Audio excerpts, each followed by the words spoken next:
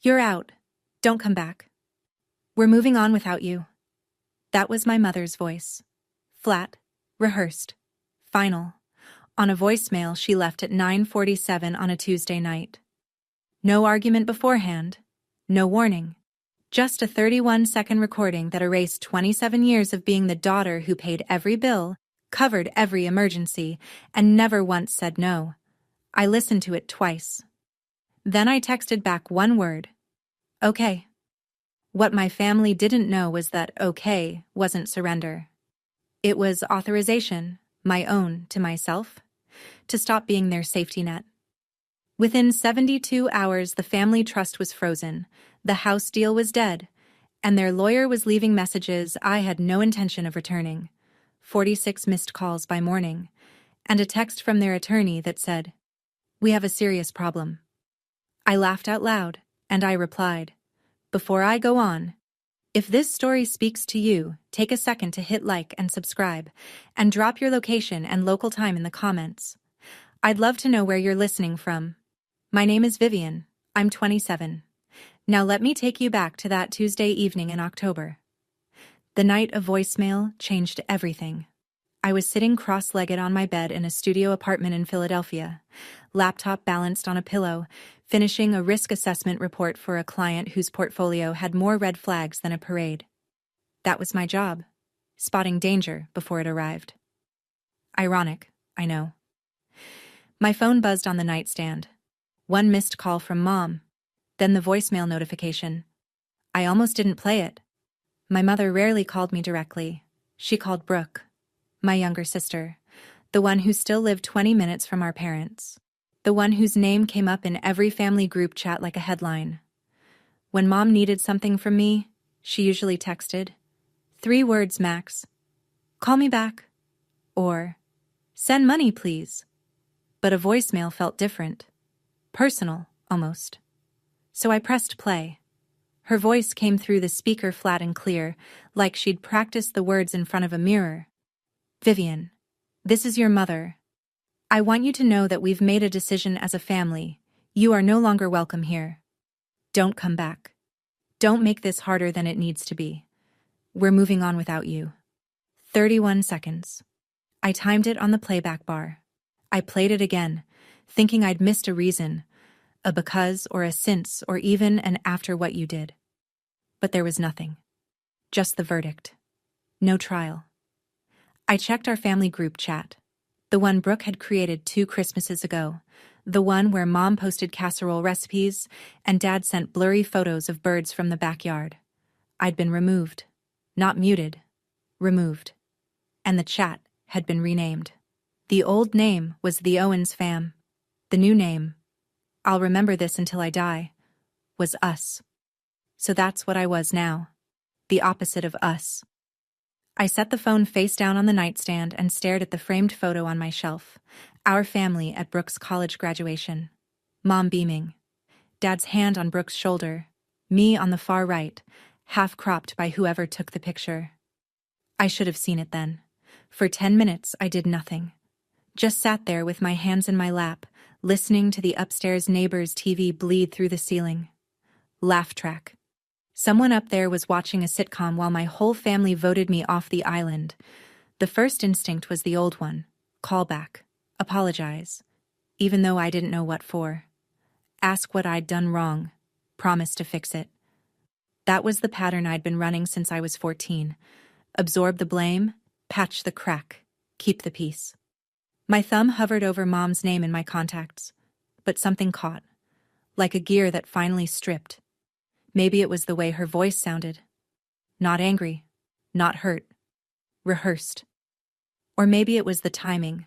I'd spent that entire afternoon recalculating the mortgage payment on the family house, the house I paid for, the house where Brooke slept in the master bedroom, and I got the pull-out couch when I visited. I lowered my thumb, opened the text thread with Mom instead, typed one word. Okay, 5 letters. I added a period. Then I hit send. The screen showed delivered. Then nothing. No typing bubbles, no callback. Just silence, which told me everything. She expected me to chase, beg, explain. When I didn't, she had no script for that. I couldn't sleep. Not because of sadness. That would come later, around 3 a.m., brief and sharp like a muscle cramp. No, I couldn't sleep because my brain did what it always does under pressure. It went to work. I opened my laptop and created a new spreadsheet. Title: Family Financial Obligations, V. Owens. Column A, Item. Column B, Monthly Amount. Column C, Duration. Column D, Total. I started typing, and what came out of those columns, line by line, was the price of being the dependable daughter. It was so much higher than I thought. Mortgage on the family house, $1,850 a month.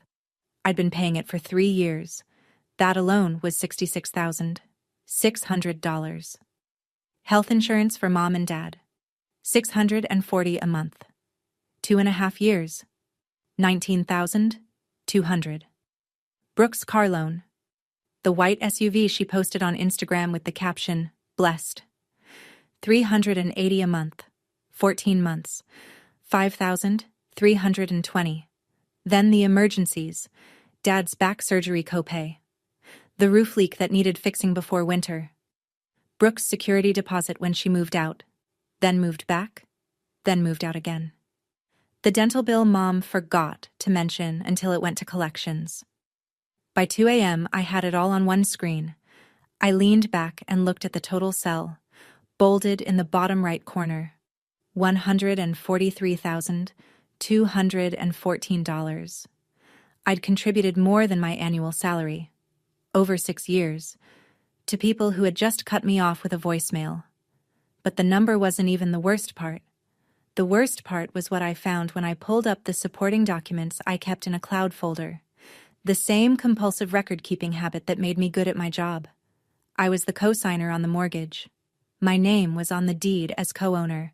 I was the sole trustee of my grandmother's trust fund, $86,000 she'd left for the family's education and medical needs, managed by me because Grandma said I was the only one she trusted with money.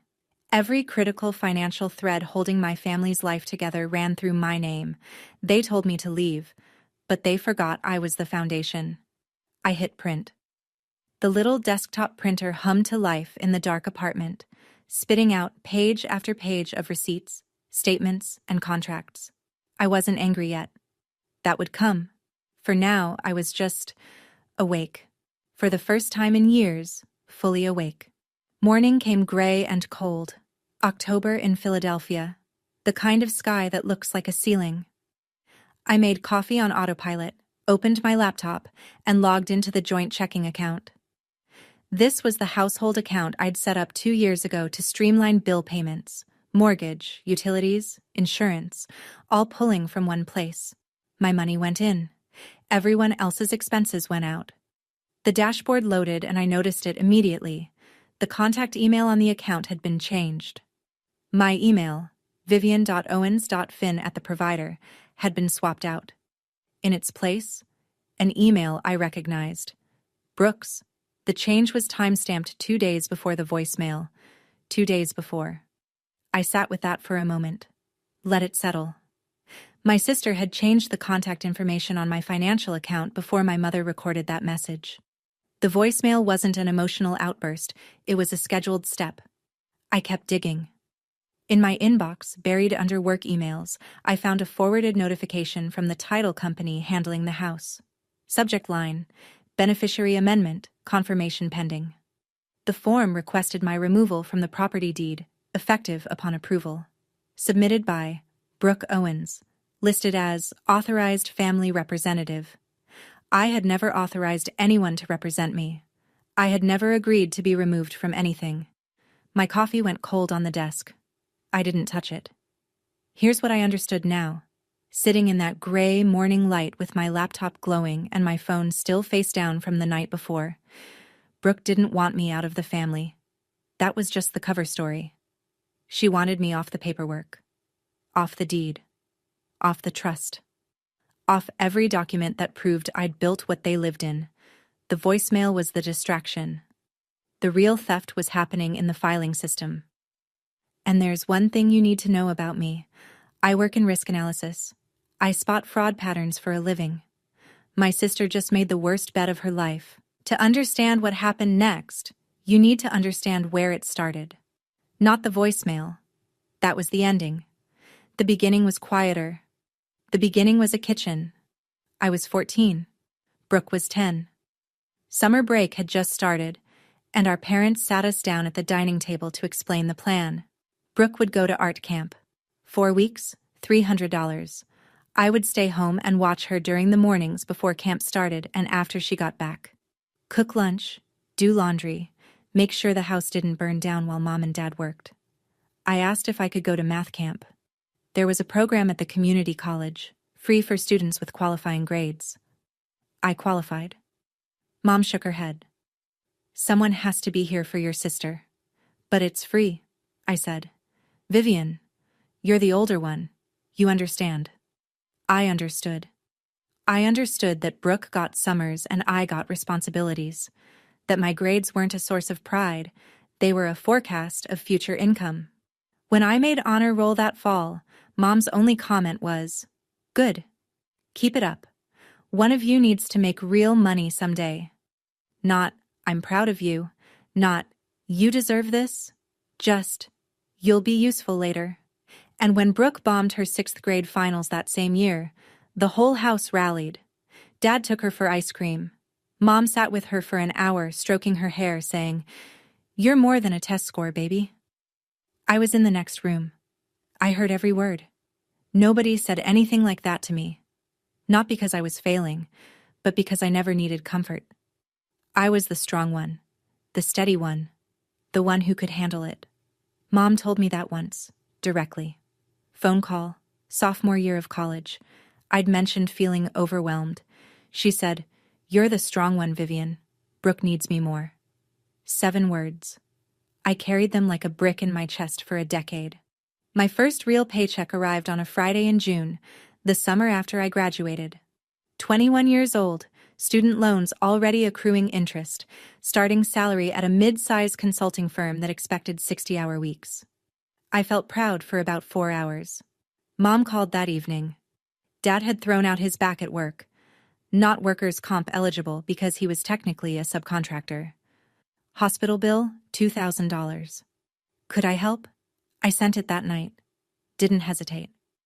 3 weeks later, Brooke needed a security deposit for her first apartment, $1,200. She was 17, about to turn 18, heading to cosmetology school. I asked Mom carefully, "Does Brooke have any savings?" The silence on the other end was a weapon. Then, "She's your baby sister, Vivian. She's starting out. How can you even ask that?" I sent the $1,200. My own student debt, $38,000, sat untouched. No one asked about it. No one offered. It wasn't even a topic. The assumption was simple. Vivian's fine. Vivian handles things. Vivian doesn't need help because Vivian never asks for it. That first year out of school, I sent home close to $14,000, not in a lump sum, in cuts. A few hundred here, 1,000 there. Always urgent. Always. Just this once. Just this once became every month. They never said thank you. I don't mean they forgot once. I mean the words were never spoken. Not in text. Not on the phone. Not at Thanksgiving when I flew home on a budget airline and ate dinner at the table I'd financially rebuilt. My birthday that year? Mom forgot. She posted a throwback photo of Brooke on Facebook that same week. Brooke's birthday 2 months later? Party at the house. I was asked to order the cake and pay for it. The last month of that year, I ate ramen for 9 days straight because my checking account was empty. I didn't tell anyone. Because if I had, Mom would have said I was being dramatic. And I believed her. That's the part that hurts the most. 3 years before the voicemail, Mom called with what she described as a family opportunity. She and Dad wanted to buy a house, a 3-bedroom outside the city, quieter neighborhood, better schools nearby for whenever grandkids come. She said it like a dream they'd earned. The reality was simpler. Their credit was destroyed. Dad's medical debt, a missed car payment from years ago, A collections notice Mom had ignored until it went to a judgment. No lender would touch them. So Mom asked me, "Just co-sign, Vivian. Your credit is perfect. The house will be in my name, but you'll be on the loan and the deed. It's the family home. Someday it belongs to both of you girls." I said yes. I didn't hire a lawyer. I didn't ask for a written agreement beyond the mortgage paperwork itself. Because the voice in my head, the one Mom had installed, said, "Family doesn't need contracts. If you ask for one, you don't trust us. And if you don't trust us, you're not family." So I signed, co-signer on the mortgage, co-owner on the deed, though Mom was listed as the primary owner. And from that month forward, the $1,850 payment came out of my account like clockwork. Brooke moved in immediately, took the largest bedroom, decorated it, posted photos, home sweet home. When I visited, which wasn't often because I was working overtime to cover the payments, I slept on the pull-out sofa in the den. I paid for a house where I slept on a couch. About 6 months before the voicemail, I overheard something during a family call. Mom's voice in the background talking to Brooke. She didn't know I was still on the line. She said, "Once we refinance, we can pull some equity out. Don't worry about Vivian. I'll handle her." Handle me. Like a line item. Like a problem. I didn't say anything. I told myself I'd misheard, but my hands were shaking when I put the phone down, and the spreadsheet I'd been working on blurred in front of me. My grandmother, Mom's mother, died 4 years ago. Lung cancer, fast and cruel. She went from diagnosis to funeral in 11 weeks. But Grandma was sharp until the very end. 2 months before she passed, she updated her trust. $86,000, set aside for the family's education and medical expenses. And she named one trustee to manage it. Me. Not Mom. Not Brooke. Me. I remember the lawyer reading it out and Mom's face going still. She didn't argue. Not then. Not in front of the attorney. But later, in the car, she said, "Your grandmother didn't understand how things work. That money should be managed by the family, together." "I am the family, Mom." She didn't answer. The trust sat quietly for 3 years. Then Brooke came calling. She wanted $15,000 for a business venture. An online resale shop she'd seen someone run on social media. No business plan. No projections. Just vibes and a link to a wholesaler. I said no. Not to hurt her. Because the trust terms were specific. Education. Medical. Not startup capital for an idea with no structure. Brooke cried. Of course she did. She called Mom. Mom called me. Your grandmother would have wanted to help Brooke. You're being controlling. I'm following the trust document, Mom. That's literally my legal job. Brooke didn't speak to me for 2 months after that, and during those 2 months, I found out from a cousin that Brooke had been telling the extended family I was hoarding Grandma's money and probably spending it on herself. I never corrected the record. I was too tired of fighting ghosts. But here's the part that mattered. The part I didn't realize would become a weapon. 2 months before the voicemail, Brooke called me, said she wanted to clear the air. Her voice was warm, almost sweet, sisterly in a way she hadn't been in years. We talked for 40 minutes, and at one point her guard dropped. Or maybe she just got careless, and she said it. "Honestly, Viv, I just need you out of the trust and off the deed. Then everything gets simpler. For everyone." She said it like it was reasonable, like asking me to step aside from my own life was a favor I should want to do. What she didn't know, what she couldn't have known, was that I'd been recording the call. Not to trap her. I record important calls as a professional habit. My app flags any call over 10 minutes with a family contact and auto records with a disclosure tone at the start. Brooke either didn't hear it or didn't care. I saved that file in 3 places: cloud, USB, an email to myself with the subject line, "just in case." Lying in bed that night, I kept circling back to one question.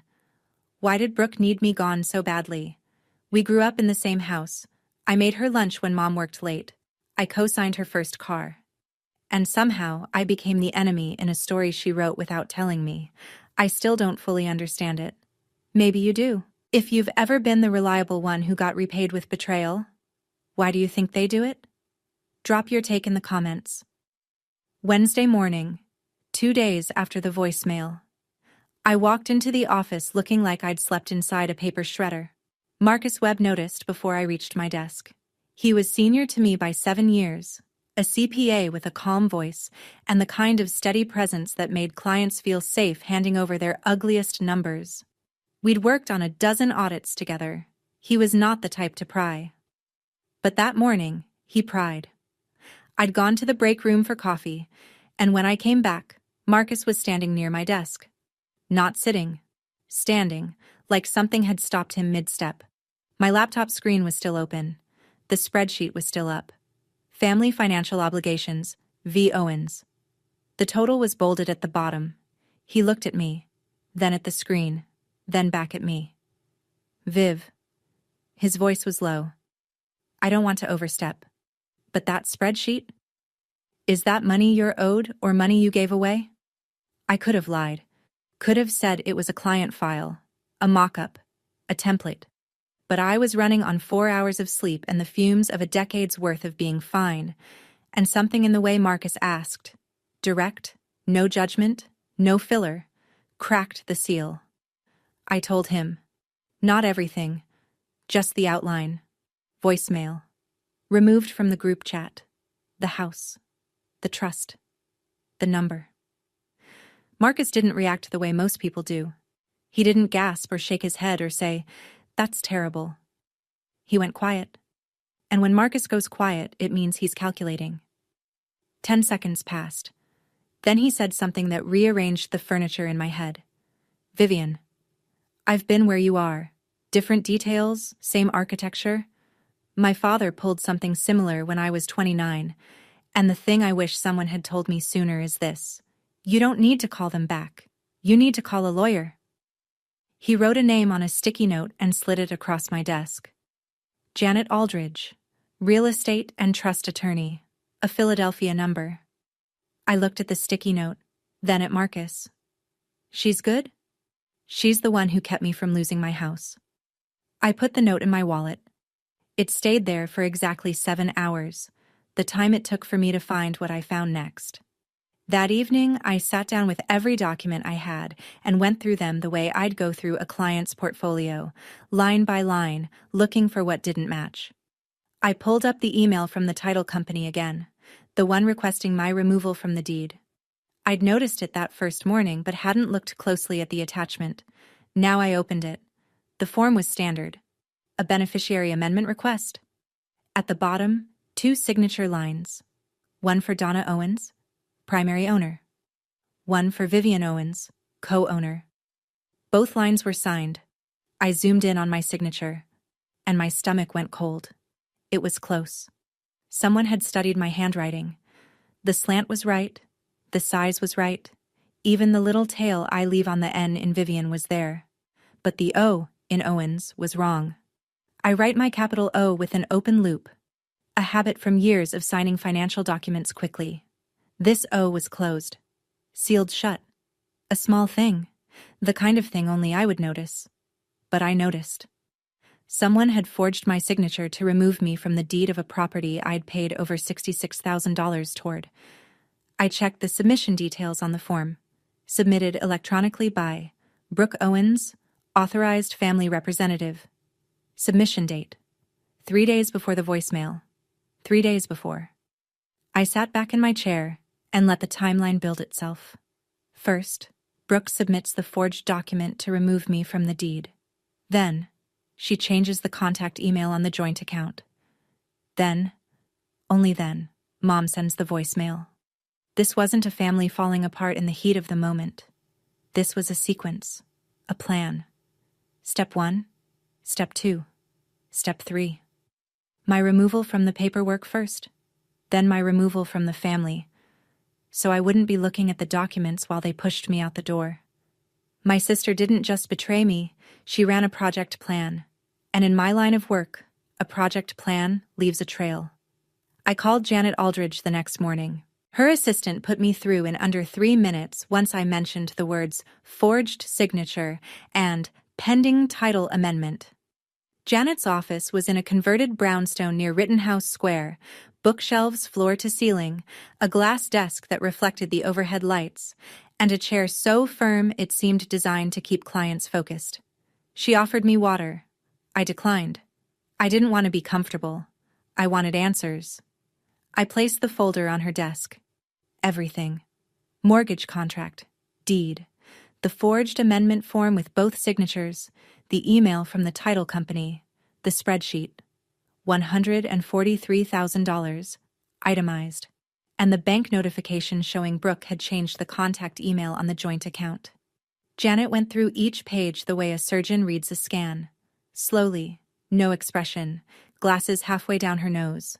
She laid the forged signature next to my real one from the original mortgage contract and studied the two side by side. Then she took off her glasses and looked at me. "Miss Owens, you have 2 problems and 1 advantage." She tapped the forged form. "Problem 1. Someone committed fraud using your identity. The signature discrepancy alone could support a forgery claim." She tapped the title company email. "Problem 2. A refinance is pending on a property you co-own, without your knowledge or consent." "Both are serious." She paused. "Your advantage is straightforward. You're the co-signer. You're the co-owner. You're the sole trustee of a family trust. Nothing, not the refinance, not the title change, not a single dollar from that trust, moves without your actual signature. And your actual signature is the one thing they couldn't get." I sat with that for a moment, then asked the question that had been building since Tuesday night. What happens if I just stop? Stop paying the mortgage. Stop signing anything. Stop being the infrastructure. Janet folded her hands. Then the whole thing collapses under its own weight. The bank issues a notice.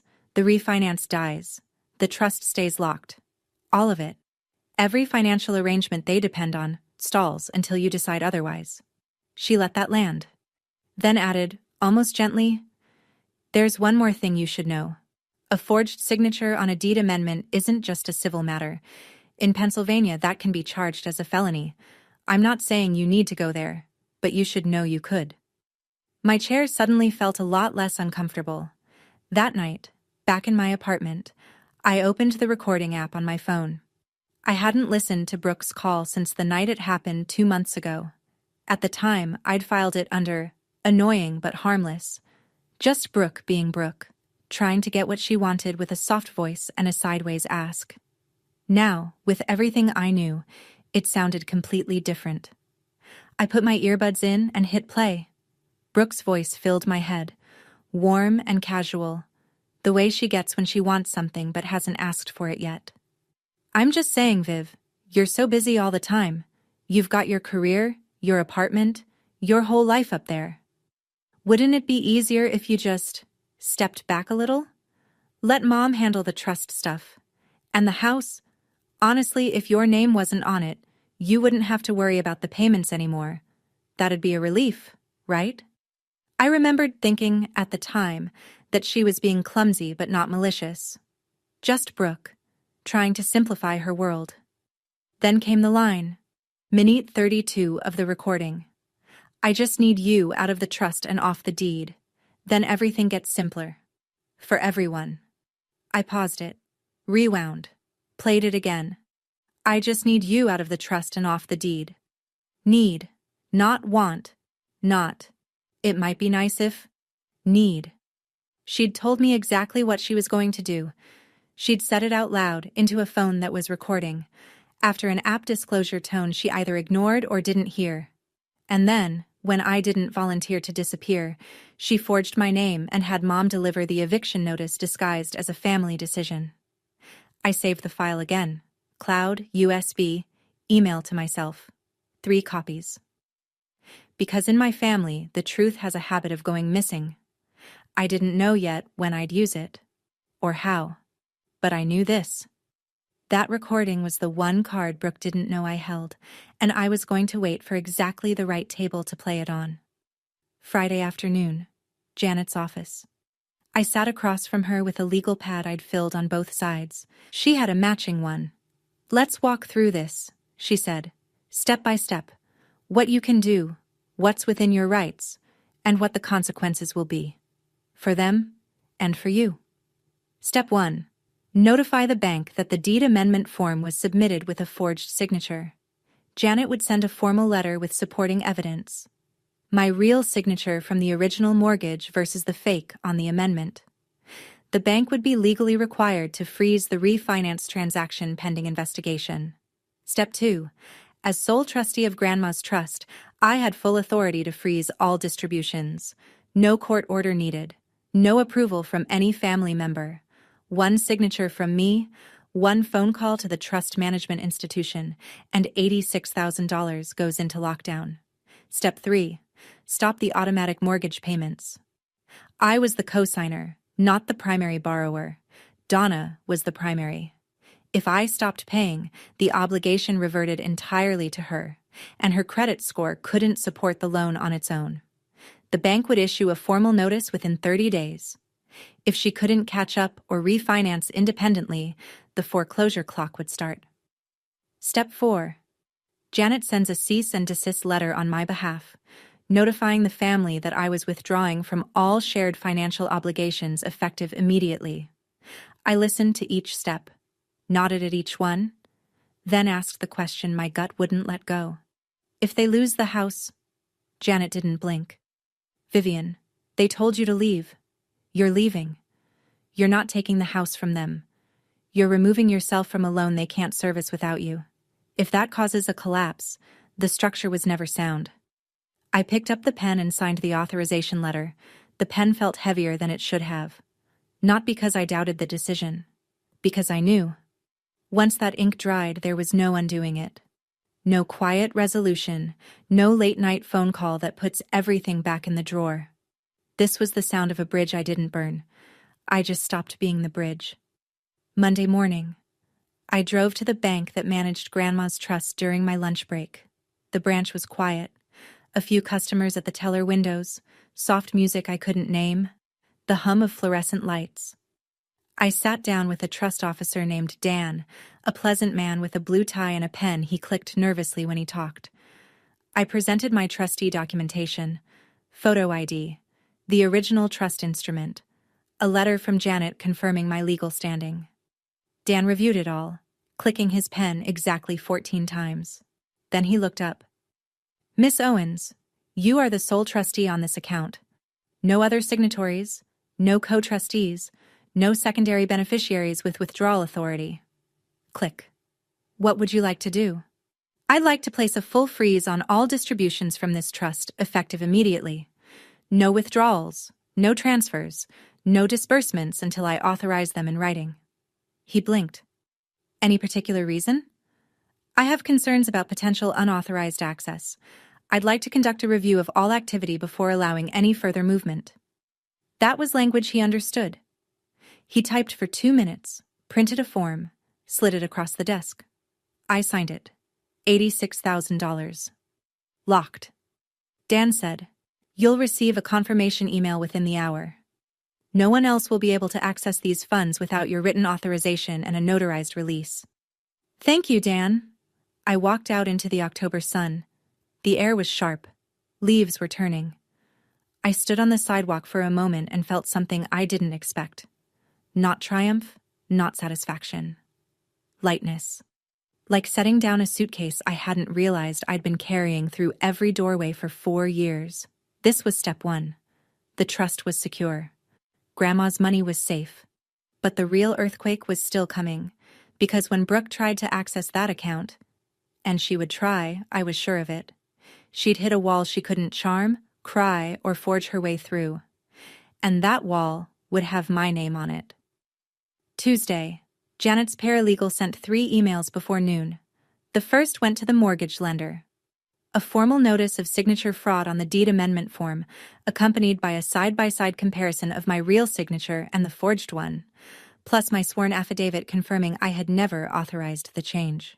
Janet's letter requested an immediate hold on all pending transactions related to the property until the bank completed its internal review. The second email went to the same lender, notifying them that I, as co-signer, was terminating my automatic payment authorization effective the next billing cycle. The letter cited my legal right to cease voluntary payments on a loan where the primary borrower, Donna Owens, had initiated unauthorized modifications without my consent. The third email went directly to the Owens family, care of whatever email address Donna had on file, as a formal cease and desist. It stated, in clean legal language, that Vivian Owens was withdrawing from all shared financial obligations, that no further payments would be made on the mortgage, insurance, or any other joint expense, and that all future communications should be directed to Janet Aldridge, attorney at law. 3 emails, 12 attachments between them. 3 clicks of the send button. By 4 p.m. that afternoon, the mortgage lender had responded. The refinance transaction was frozen, pending a fraud investigation. The deed amendment was flagged. No changes to the property title would be processed until further notice. I sat in my car in the parking garage after work. Engine off, hands on the wheel. They were shaking, not from fear, from the strange vertigo of doing something irreversible. In 48 to 72 hours, those letters would land. Mom would find out the mortgage payment didn't come. The refinance was dead. The trust was locked. The insurance cancellation notice would arrive within 30 days. Every single safety net I'd built under them, every invisible thread of money and signatures and reliability, was gone. Not cut. Just released. The way you let go of a rope when the person on the other end tells you they don't need you anymore. I turned the key, pulled out of the garage, drove home through Philadelphia traffic with the windows down, cold air filling the car, and waited for my phone to start ringing. It wouldn't take long. It took exactly 51 hours. I was at my desk Thursday morning reviewing a client's exposure report when my phone started buzzing. Not the polite single vibration of a text, the long, insistent pulse of a call. Then another. Then another. I didn't look right away. Finished my paragraph. Saved the file. Then flipped the phone over. 19 missed calls from Mom, 8 from Dad, 14 from Brooke, 5 from a number I didn't recognize, 46 total. The texts were stacked like bricks. Mom. Vivian, call me right now. Mom. This is not a game. Mom. Something happened with the bank and you need to fix this. Brooke. Viv, what did you do? Brooke. The refinance is frozen. They said your lawyer sent something. Brooke. Call me, now. Dad. Honey, please call back. Your mother is very upset. Dad. We need to talk about the house situation. And then, the one that made me set my coffee down and read it twice. An email from the unknown number. Professional letterhead. Gregory Pratt, attorney at law, representing Donna Owens. Dear Ms. Owens, I represent your mother, Donna Owens, regarding the residential property at address. It has come to our attention that several financial actions have been taken that directly impact our clients' interests. We would like to arrange an immediate conversation to discuss resolution. Please respond at your earliest convenience. And at the bottom, almost an afterthought, we have a serious problem. I read it one more time, then I leaned back in my chair, and I laughed. Not a bitter laugh, not a villain laugh. Just the startled, involuntary sound of a woman who'd spent 6 years answering every phone call on the first ring, and who had just watched 46 calls go to voicemail. 46. That number keeps playing in my head because I remember thinking, that's roughly 1 for every $3,000 I gave them. Funny how fast we're moving on without you becomes, call us back immediately. I picked up my phone, opened the email from Gregory Pratt, and forwarded it to Janet. Then typed one line in the body of the forward. Let's schedule the meeting. Brooke didn't wait for the meeting. She never was patient.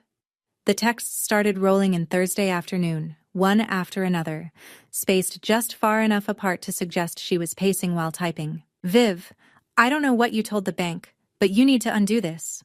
Mom is spiraling. Then, 12 minutes later, this isn't about you and me, okay? This is about the family. You're putting Mom and Dad in a really dangerous spot right now. 20 minutes after that. I never wanted any of this to go this far. You know that. We were just upset. People say things when they're upset. And the closer, the one she must have thought was her ace. You're being really, really selfish right now, Vivian. Like, unbelievably selfish. I sat at my kitchen counter and read each message carefully. Not because I needed to understand them. I understood them perfectly. I read them because I wanted to catalog the pattern one more time before I stopped engaging with it forever. Message 1. Deflect. Make it about what I did, not what she did. Message 2. Invoke the family shield. Weaponize mom and dad to trigger my guilt. Message 3. Minimize. Rewrite the voicemail as a heat-of-the-moment mistake. Erase the forged signature, the changed email, the 3-step plan. Message 4. The label. Selfish. The word she knew I'd been running from since I was 14 years old. 4 messages, 0 apologies. No mention of the voicemail, no mention of the forged signature, no mention of the deed amendment she submitted under my name without my consent. Same Brooke, same playbook. Just louder now that the stakes were real. I typed back one message. Have your lawyer contact mine. And I attached Janet's business card as a contact file.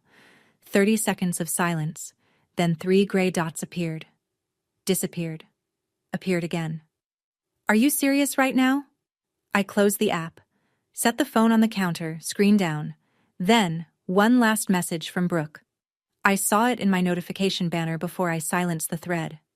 Fine, but don't blame me for what happens next. I almost smiled, because that sentence, "Don't blame me for what happens next," was the most honest thing Brooke had said in years. She was already planning her next move, and she wanted cover in advance. The difference now was that I was planning too, and my plans came with documentation. Friday evening. I was making dinner. Pasta, nothing fancy, something to do with my hands. When my phone rang. Dad's number. I picked up because the last time Dad called twice in 1 week was when he went to the ER. Muscle memory. The responsible daughter answering the responsible phone call, but it wasn't Dad. Vivian Marie Owens. Mom's voice. Full name. The tone she uses when she wants you to feel 11 years old again.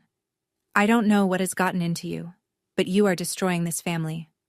Your father hasn't slept in 3 days. The bank sent a letter about the mortgage. The insurance company says our coverage is ending. And now Brooke tells me you're hiding behind a lawyer like we're strangers? I turned the burner down to low. Mom, you sent me a voicemail telling me not to come back. I'm doing what you asked. That was because I was upset. You know how I get. But this, freezing accounts, stopping payments, this is you being vindictive on purpose. I stopped paying for things that aren't mine anymore. You told me I'm not family. If I'm not family, I'm not financially responsible for the family. Silence. 2 beats. 3. Then, after everything I sacrificed for you, after all the years I poured into raising you, this is how you repay me. There it was. The script. The same guilt trip that had kept me writing checks for 6 years. I sacrifice, you owe. The eternal family ledger where my side was always in the red. Mom, I'm not repaying anything. I'm done paying. There's a difference. Her breath went sharp. You will regret this, Vivian. I'm telling you. You will look back on this moment and be ashamed. Maybe. But if I'm ashamed, it'll be for my own reasons. Not because you told me to be. I hung up. Set the phone down next to the stove. My hands were trembling. The pasta water was boiling over, hissing on the burner. I wasn't crying. Or, if I was, it wasn't from guilt. It was from the kind of grief that comes when you realize the person you keep hoping your mother will become doesn't exist. Never did. And no amount of mortgage payments was ever going to build her. I turned the burner off. I wasn't hungry anymore. But I noticed something, standing in that quiet kitchen with the steam curling around me. Donna hadn't mentioned the forged signature. Not once. Either she didn't know what Brooke had done, or she knew and decided it didn't matter. I wasn't sure which was worse. Saturday morning. My phone became a bulletin board of people I hadn't spoken to in months. Aunt Helen, Mom's younger sister, texted first. "Honey, your mother is beside herself. Whatever this disagreement is, can't you just talk it out? She says you're trying to take the house." Then Uncle Robert, Dad's side. "Heard some things through the grapevine. You know family comes first, right? Don't let money ruin what matters." Then a cousin I'd met exactly twice. "Hey, Vivian. Not sure what's going on, but Brooke seems really hurt. Just wanted to say you should probably call your mom." One after another. All morning. All with the same invisible fingerprints. I opened Facebook. I hadn't posted anything in weeks, but I had a feeling. And there it was. Brooke's latest status update, posted at 11 p.m. the night before. When your own blood turns their back on you over money, family should never be about transactions. Some people only care about control. Praying for healing. 47 likes. 22 comments. Hearts and prayer hands and "Stay strong, babe," from people who had no idea what had actually happened. One comment from Aunt Helen. "We love you, sweetie. The truth always comes out." Yes, I thought. It does. My chest tightened. The old reflex fired. The need to explain. To correct. To post my own side. To line up the receipts and show everyone the spreadsheet and the forged signature and the voicemail. I typed 3 different responses. Deleted all 3. Then I remembered what Marcus had told me over coffee 2 days earlier, when I'd admitted I was terrified of being the villain in Brooke's narrative. "Don't fight the narrative on their turf," he'd said, stirring his coffee without looking up. "Bring the truth to the right room." The right room. Not Facebook. Not a group chat. Not a phone call where Mom can hang up when the facts get uncomfortable.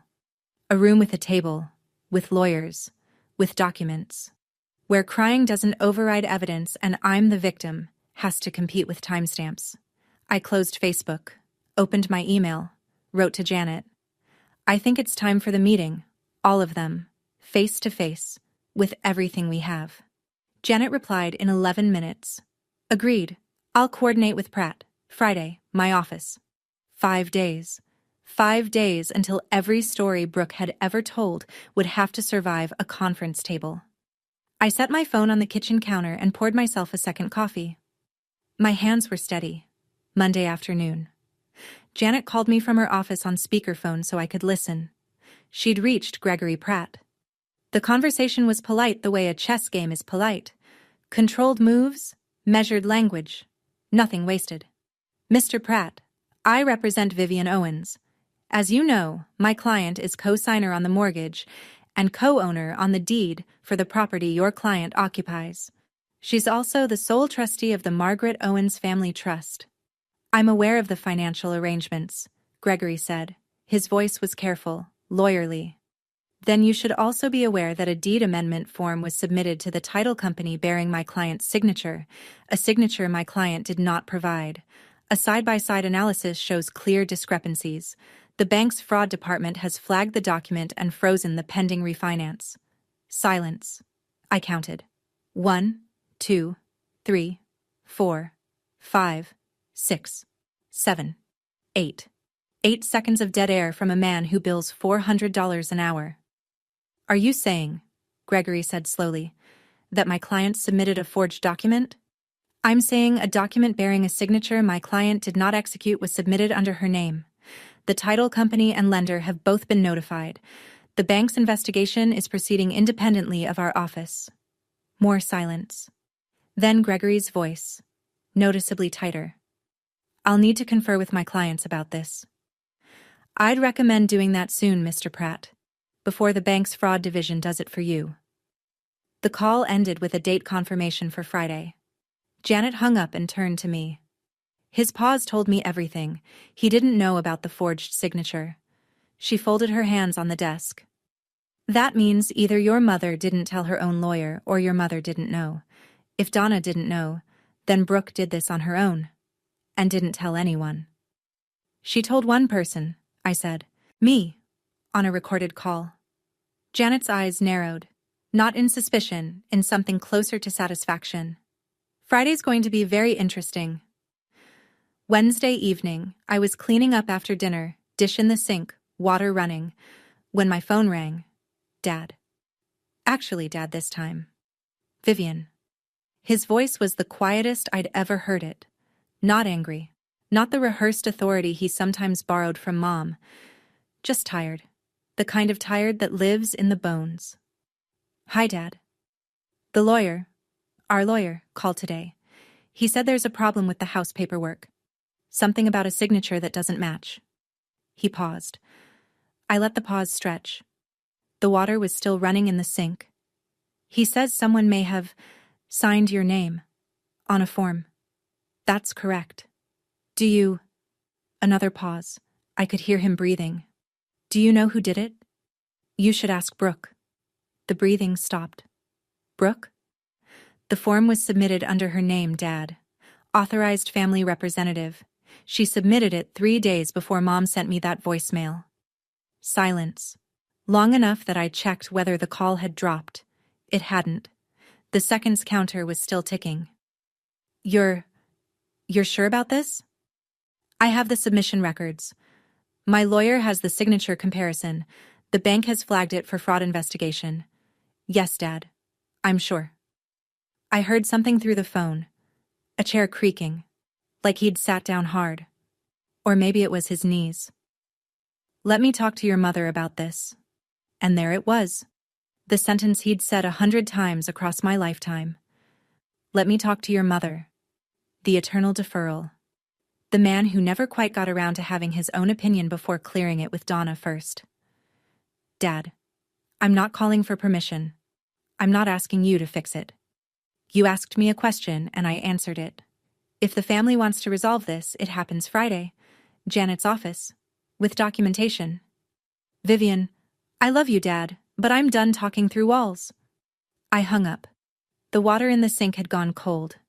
I dried my hands and stood in the kitchen for a long time. What struck me wasn't anger. It was something sadder. The sound of my father realizing, at 59 years old, that the wrong daughter had been telling the truth all along, and that he'd spent decades choosing not to check.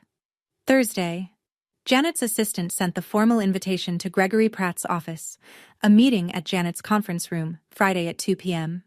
Attendees: Vivian Owens, Donna Owens, Raymond Owens, Brooke Owens, Janet Aldridge, Gregory Pratt. Janet and I reviewed the ground rules together. If I was going to sit across from my entire family for the first time since the voicemail, I needed structure, not emotion. Structure. Rule 1. No shouting. If any party raised their voice, the meeting would be adjourned immediately. This was a professional discussion, not a kitchen table argument. Rule 2. Claims require documentation. Anyone could say anything. But if they wanted it taken seriously, they needed paper to back it up. Rule 3. I would present first. Uninterrupted. My case, my timeline, my evidence. Questions after. Gregory agreed to all 3 terms within the hour. He didn't push back on a single one, which told me something important. His clients needed me more than I needed them. They needed my signature, my payments, my cooperation. Without those, they were staring down a frozen refinance, a lapsed insurance policy, a locked trust fund, and a mortgage they couldn't carry alone. I prepared my folder the way I prepare a client portfolio. Organized, labeled, devastating. Tab 1. The spreadsheet, $143,000. Tab 2. The forged signature, side by side with the original. Tab 3. The email trail showing Brooke's unauthorized changes to the joint account. Tab 4. The timeline. Deed amendment, email change, voicemail, group chat removal. All dated, all documented, and tucked inside the back cover, in a small envelope, a USB drive with the recording. I hadn't decided whether to play it. That would depend on what happened in the room, on whether Brooke would tell the truth or whether she'd do what she always did. Marcus texted that evening. Ready for tomorrow? I typed back. Folders packed, hands are steady. He replied, You don't owe them an explanation, they owe you one. Go get it. I set my alarm for 6 a.m., laid out my clothes, Drank chamomile tea, which I hate, because someone once told me it helps with nerves. It didn't. But the folder on my nightstand did. Friday, 2 p.m. Janet Aldridge's conference room on the 3rd floor of the brownstone. Glass walls, a long walnut table, 6 leather chairs, and a water pitcher no one would touch. I arrived 10 minutes early. Set my folder on the table. Aligned the edges. Janet sat to my left, laptop open, notepad ready. Neither of us spoke. The room smelled like printer toner and the faint lemon of whatever the cleaning crew used. At 1:58, the door opened. Mom came in first. Navy blouse, chin high, purse clutched against her ribs like a shield. She looked at me for exactly 1 second. Not at my face, but at my folder. Then sat in the far chair without a word. Dad followed. Gray polo, hands in his pockets. He glanced at me, and something crossed his face. Not quite guilt, not quite shame, something in between that didn't have a name. He sat next to Mom and folded his hands on the table. Then Brooke. She walked in last, which was deliberate. She wore a soft pink cardigan over a white shirt. Her eyes were red-rimmed, recently rubbed, maybe actually teary, maybe not. Her lower lip was doing the slight quiver she'd been perfecting since elementary school. She pulled her chair close to Mom's and reached for Mom's hand under the table. The performance was flawless. If you didn't know the script, you'd think she was the victim in this room. Gregory Pratt entered behind her. Gray suit. Firm handshake with Janet. A brief nod to me. He sat at the end of the table equidistant from both sides, which was technically neutral and practically useless. Janet opened.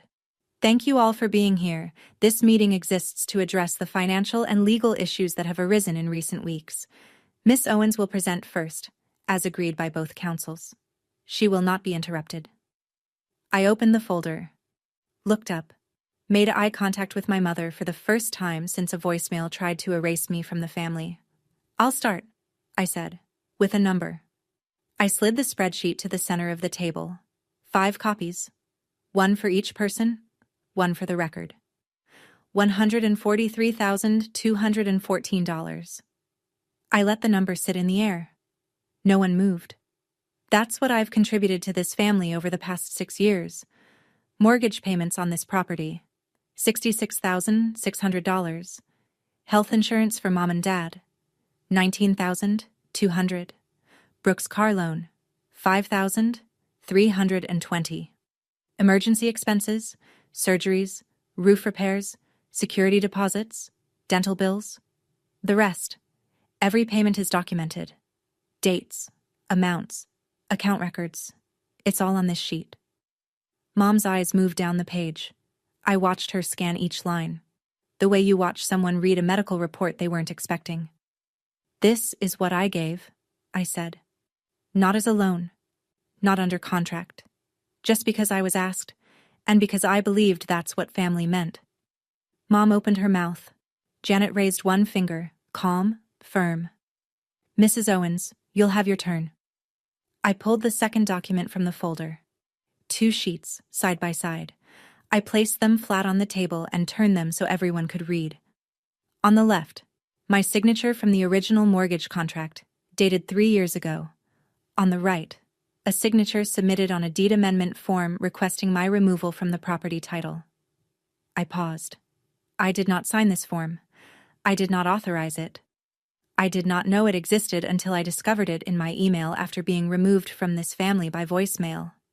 Gregory Pratt leaned forward, studying the 2 signatures. His jaw tightened.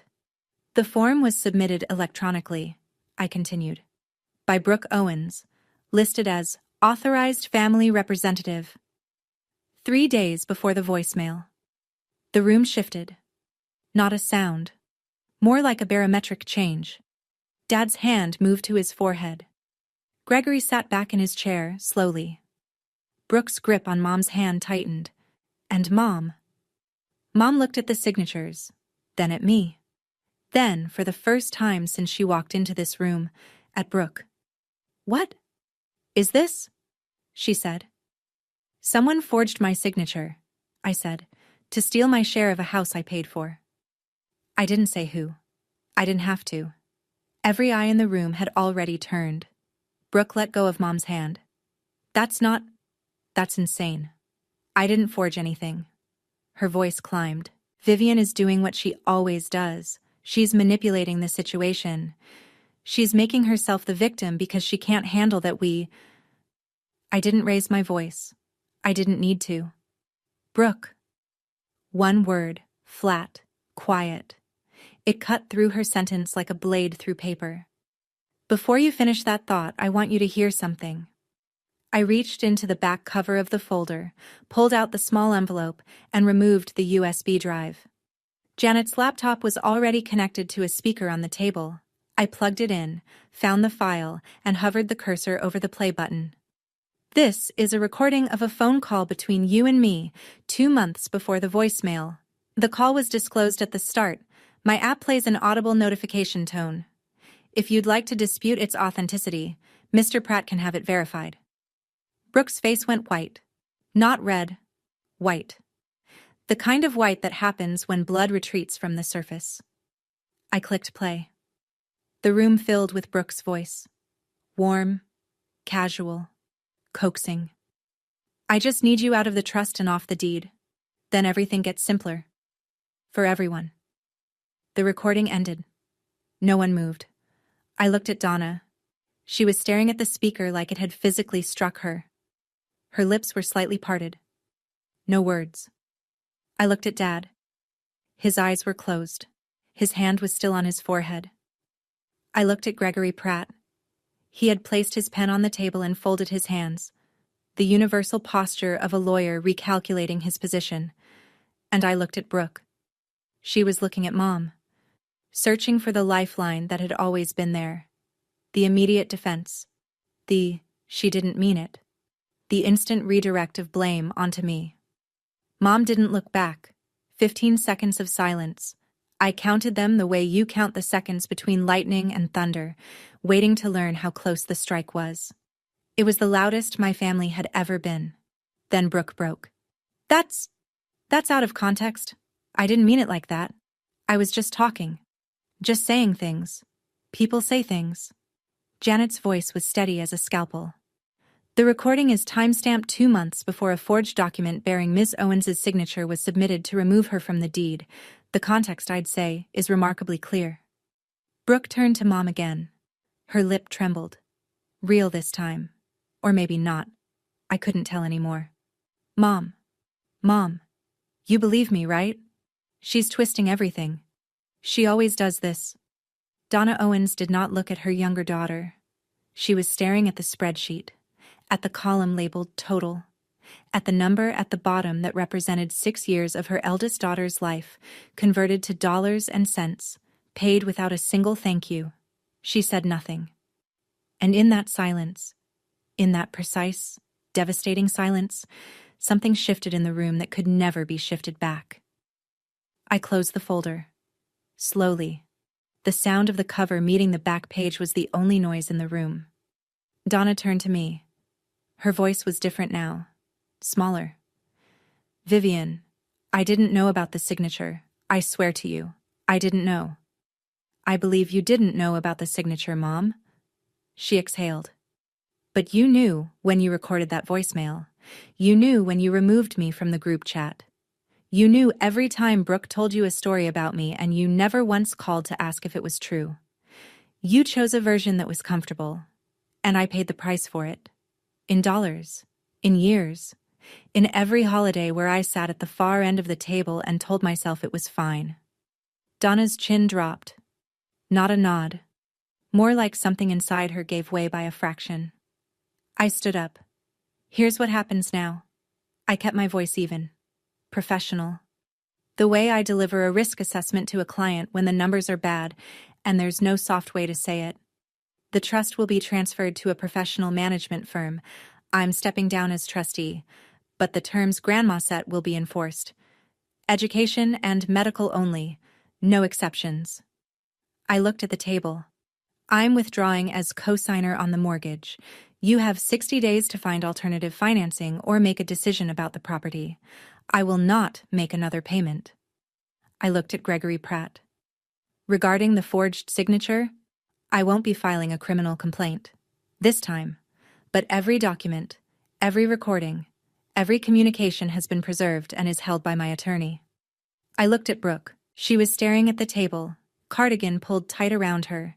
The red-eyed performance finally collapsed into something real. Or at least, something closer to it. Brooke, I don't hate you. But I don't trust you. And I don't have to. I picked up my folder, nodded once to Janet, walked to the door. Dad's voice, cracked and low. Vivian. I paused with my hand on the handle, didn't turn around. 60 days, Dad. Use them well.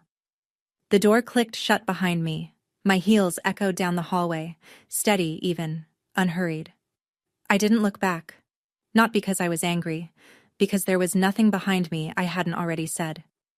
Walking to my car afterward, I wondered if I should have handled it differently, been softer, given them more time, tried one more phone call before pulling everything.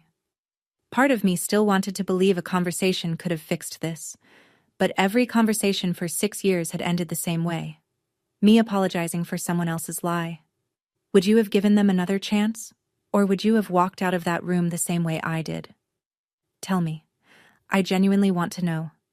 72 hours after the meeting, the pieces fell exactly where gravity said they would. The house. Without me as co-signer, the family's refinance was permanently dead. The bank sent a formal notice. Donna Owens had 90 days to either resume full mortgage payments on her own, secure a new co-signer with qualifying credit, or face the beginning of foreclosure proceedings. Donna's credit score couldn't carry the loan solo. Not even close. The trust. Transferred to a licensed fiduciary firm in Philadelphia within 1 week of the meeting. Every dollar accounted for. Every withdrawal now subject to third-party review against Grandma's original terms. Brooke couldn't charm, cry, or forge her way to a cent of it. The insurance. My cancellation notice took effect on the 30-day mark. Mom and Dad's health coverage lapsed on a Wednesday. By Thursday, Donna was on the phone with the marketplace, learning for the first time what insurance costs when someone else isn't paying for it. Nearly double what I'd been covering. The lawyer, Gregory Pratt, formally withdrew from representing the Owens family 10 days after the meeting. His letter to Donna cited irreconcilable factual discrepancies, polished legal language for, "Your daughter committed fraud, and you didn't tell me." They were now without counsel. And the social narrative, the one Brooke had built so carefully on Facebook, began to crack. Aunt Helen called Mom after the meeting and asked pointed questions. A cousin on Dad's side texted me directly. "I heard there were forged documents. Is that true?" I didn't respond. I didn't need to. The facts were doing their own press tour. None of this was revenge. I want to be clear about that. I didn't engineer a collapse. I removed myself from a structure that was only standing because I was holding it up. When I let go, it did what any unsupported structure does. It buckled. Not because I pushed it, because it was never built to stand on its own. 3 weeks after the meeting, a Sunday afternoon.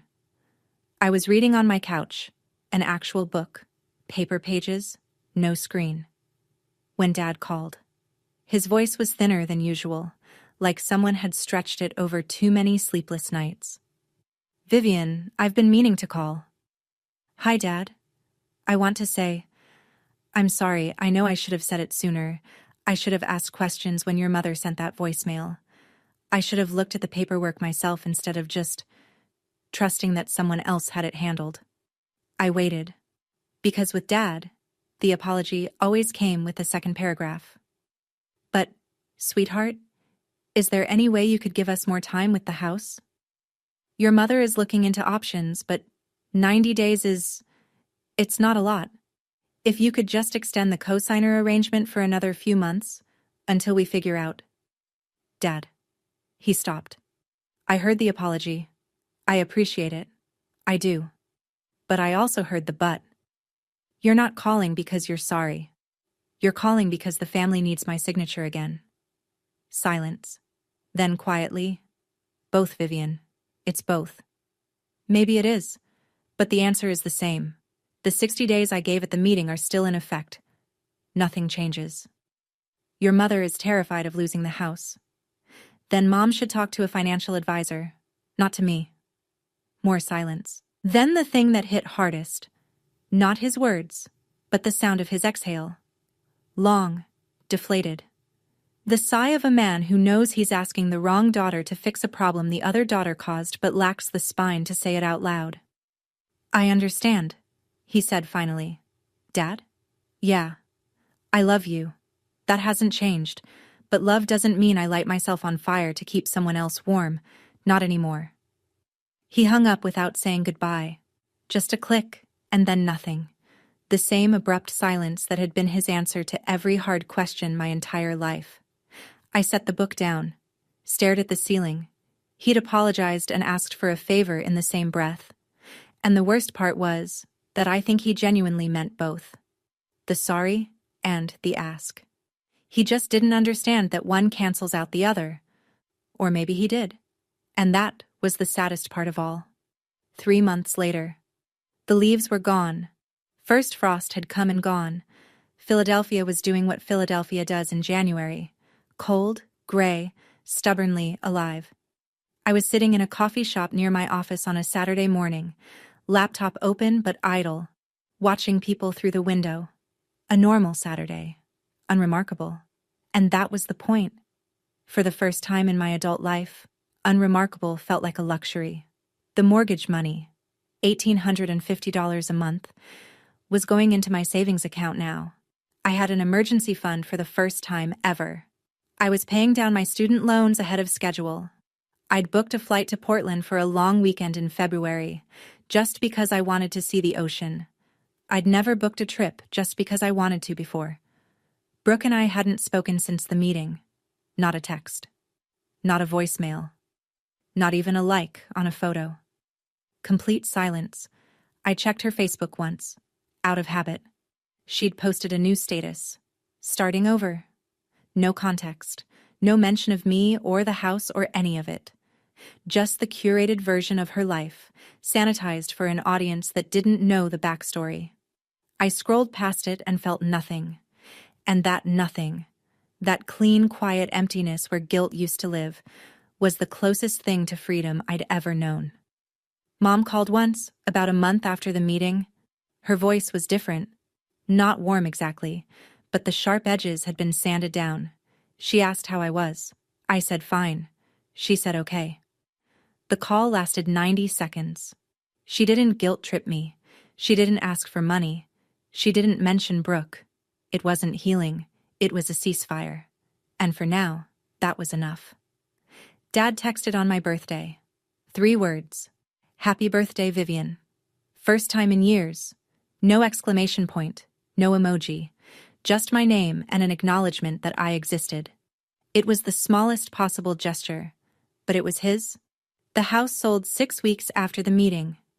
Donna listed it when it became clear no one would co-sign a new loan.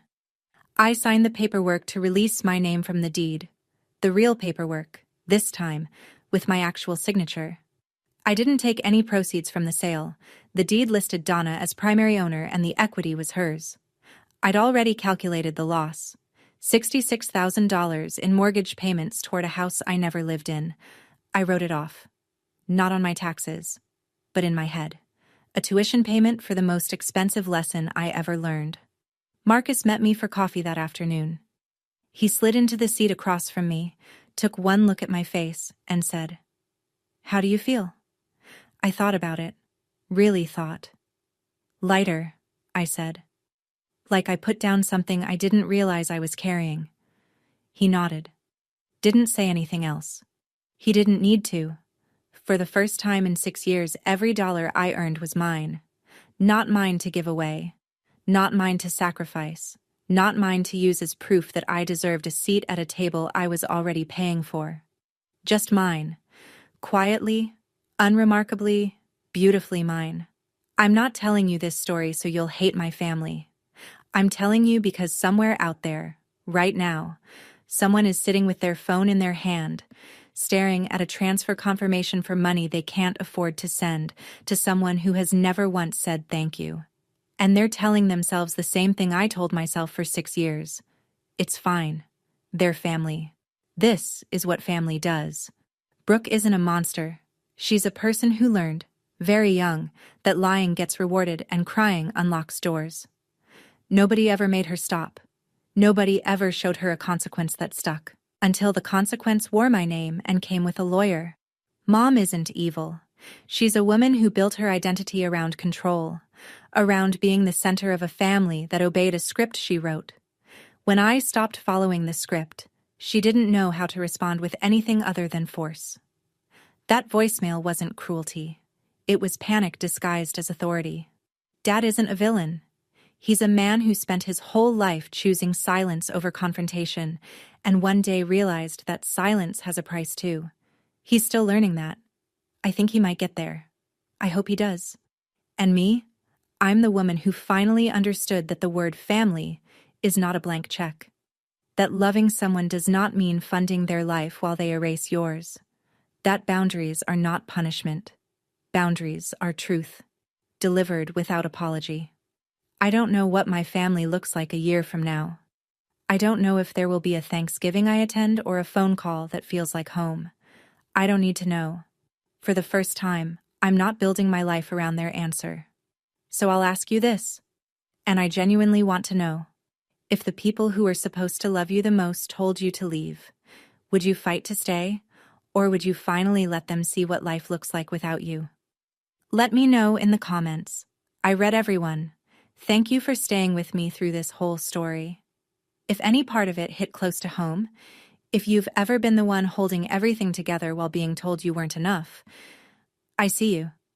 Drop a comment and tell me your story. I read every single one. And if you haven't already, hit that subscribe button so you don't miss what's coming next. There's another story linked in the description about someone who was told they'd never make it on their own. They proved every single person wrong in the most satisfying way. I'll see you there.